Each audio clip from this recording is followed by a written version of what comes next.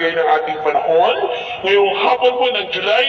3, 2024 na kung saan sa ngayon ay patuloy pa rin ang pag-ihip ng easterlies sa silangan ng Luzon at Visayas habang ang habagat ay nananatili pa rin dyan po sa kanluran ng ating bansa. Samantala ang Intertropical Convergence Zone ay patuloy naman na nag-i-extend sa Mindanao and within that ITCZ ay nakakabuo nga po ng mga kaulapan at may namumuo na rin na shallow LPA,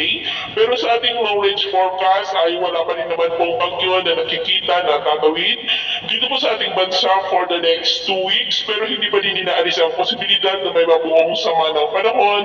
So, sa susunod po ng mga araw, lalo na at ayon sa pag-asa ay posible ang 2 hanggang 3 bagyo na maaaring mabuo o kaya ay papasok sa ating area of responsibility ngayong buwan po ng Hulyo. At sa lagay ng ating panahon ngayong hapon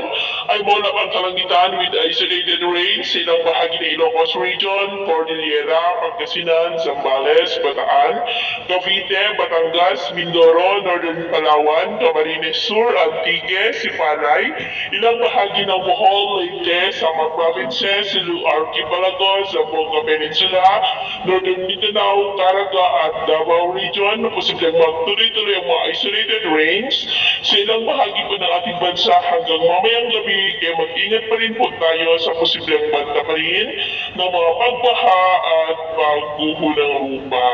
Kasi naman po mga baybayin, wala naman po tayong nakataas na namang warning signals, pero bayong pag-iingat lamang po